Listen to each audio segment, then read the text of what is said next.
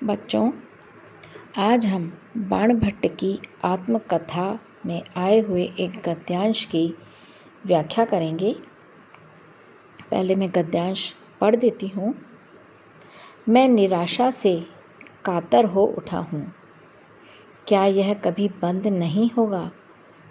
क्या संसार की सबसे बहुमूल्य वस्तु इसी प्रकार अपमानित होती रहेंगी?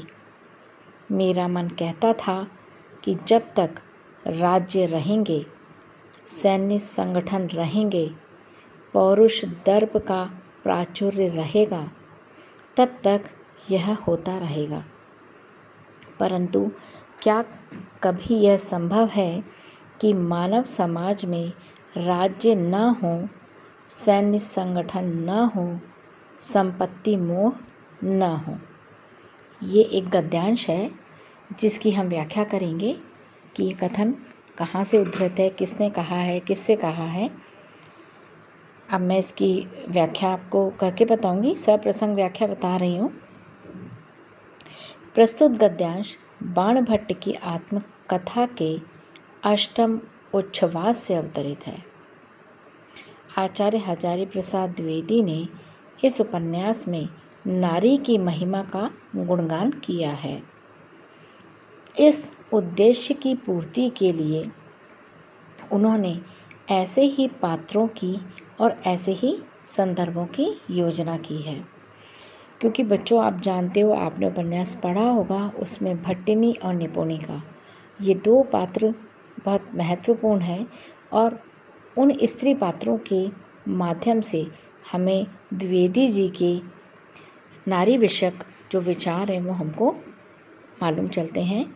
तो उन्होंने ऐसे जो भी पात्र रचे हैं, उनके संदर्भों की जो योजना की है, तो वो सभी पात्र उनके लक्ष्य में सहायक हो गए हैं।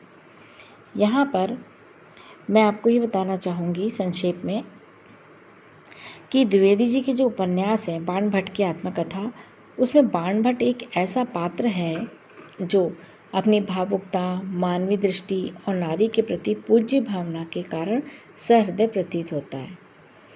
क्योंकि आप उपन्यास आपने पढ़ा होगा तो आपको मालूम होगा कि किस संदर्भ में कहा जा रहा है।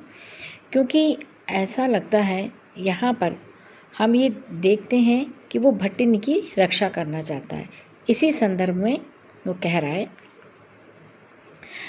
भट्ट जो है भट्टिनी की रक्षा करना चाहता है। इसी रक्षा भावना से भरकर उसके हृदय में कभी शक्ति का संचार होता है और कभी उसकी शिराओं में कुछ कर गुजरने की उमंग पैदा होती है। क्योंकि व्याख्या हम जिस गद्यांश की कर रहे हैं उसमें लिखा है, मैं निराशा से कातर हो उठा हूँ, क्या ये कभी बंद नहीं होगा? मतलब वो प्रश्न भी कर रहा है, अपने आप में प्रश्न कर रहा है। तो इसीलिए यहाँ पर वो कभी तो उसके हृदय में शक्ति की भावना उत्पन्न होती है और कभी वो कुछ कर गुजरने की भावना होती है उसके मन में। लेकिन इतना ही नहीं, कभी कभी वो निराश भी हो जाता है। आप देखेंगे इस गद्यांश को तो उसमें उसके निराशा के भाव भी हमको दृष्टिगोचर हो रहे हैं। तो कभी कभी वो निराश भी हो जाता है, दुखी हो जाता है और खिन्न भी हो जाता है, परेशान है। इसलिए वो थोड़ा सा निराश हो गया और वो सोच रहा है कि क्या इस संसार से यह कुकर्म और अधर्म कभी समाप्त नहीं होगा। वो अपने आप प्रश्न कर रहा है कि क्या ये कभी बंद नहीं होगा, अर्थात जो इस संसार में कुकर्म और धर्म चला आ रहा है, क्या वो कभी समाप्त नहीं होगा। नारी संसार की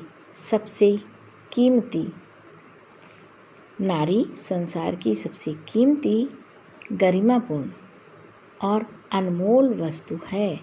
उसके हमको यहाँ भाव पता चलते हैं बाण के कि वो ये कहता है कि नारी जो है इस संसार की सबसे कीमती, गरिमापूर्ण और अनमोल वस्तु है।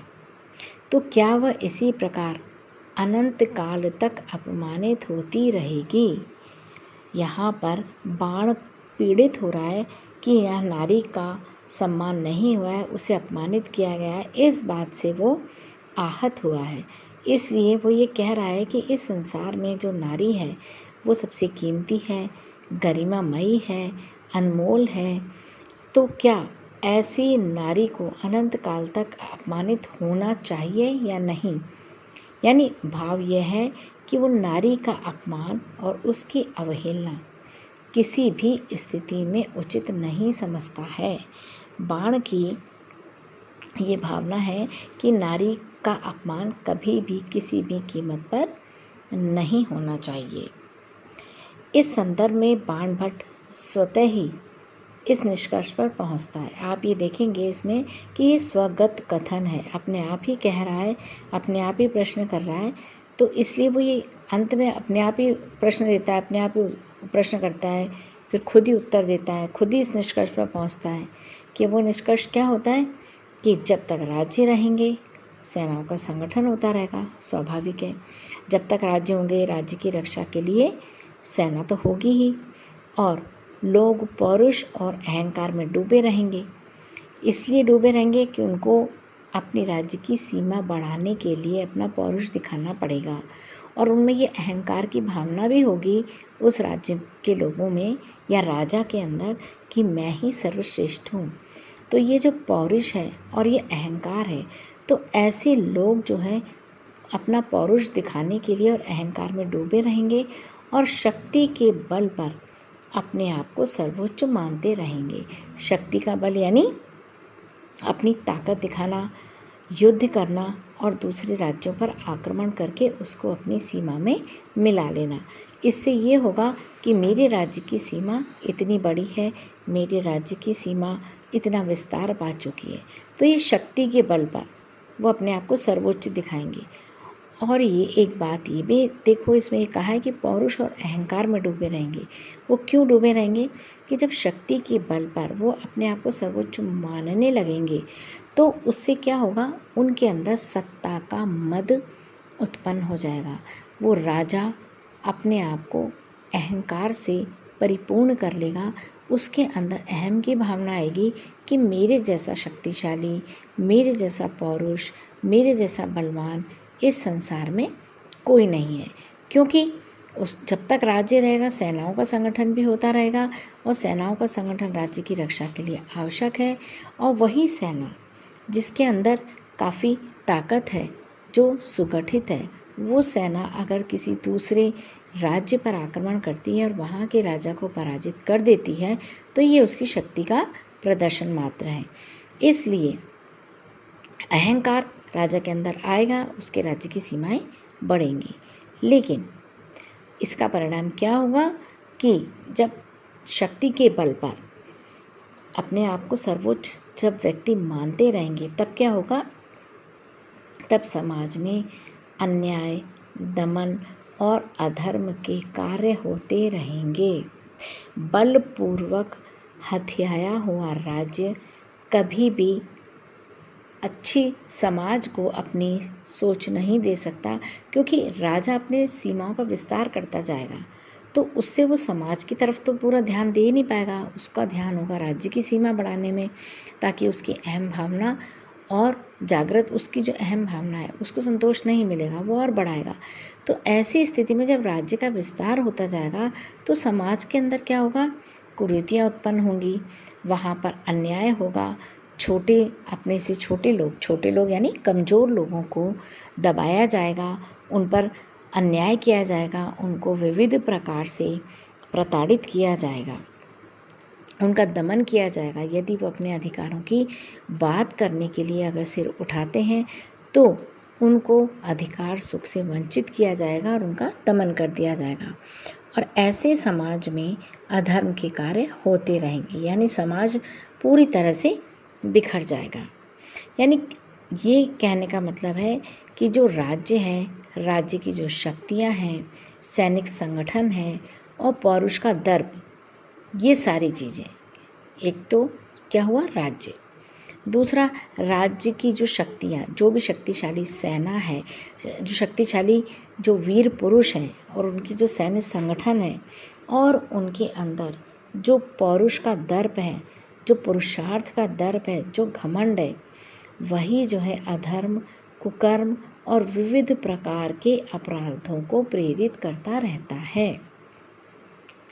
अब ये देखो आप कि यहाँ पर हम ये देखेंगे कि भट्टिनी जो है वो अपहृता रही है, उसका अपहरण किया गया है और वो अपने अपहरण की कहानी भट्ट को सुना चुकी है और उस कहानी को सुनकर ही भट्ट का हृदय दुखी हो गया है। वो यही सोचता रहता है कि संसार में अनेक महापुरुष हुए हैं, उन महापुरुषों में करुणा, मित्रता, अनेक उपदेश दिए हैं महापुरुषों ने, भाई बंधु की भावना का उन्होंने प्रचार प्रसार किया है, जीव दया के ग्रंथ भी लिखे हैं। लेकिन फिर भी इतना सब होने के बाद भी आप ये देखो कि संसार में लूटपाट, हत्या, अपहरण जैसे कुकर्म समाप्त नहीं होते। तो यहाँ भट्ट जो है वो पीड़ित है क्योंकि भट्टिनी का अपहरण हो चुका था।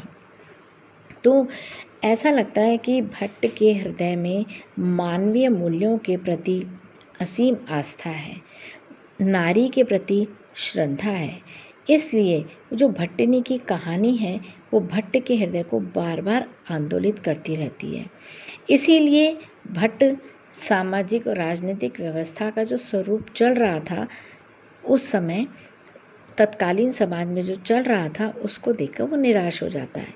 इसलिए वो ये बार बार कहता है कि अगर राज्य की शक्तियाँ, सैनिक संगठन और पौरुष का दर्प, ये ही अधर्म, कुकर्म और विभिन्न प्रकार के अपराधों को जन्म देता है और ये कभी संभव नहीं है कि समाज से राज्य अपना अस्तित्व हटा ले।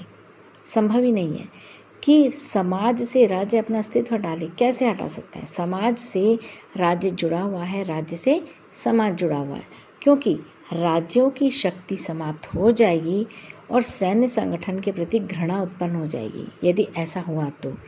क्योंकि समाज से वो अपना राज्य, अपना अस्तित्व हटा ले, वो ये भी नहीं हो सकता, या राज्यों की शक्ति भी समाप्त हो जाए, ये भी संभव नहीं है।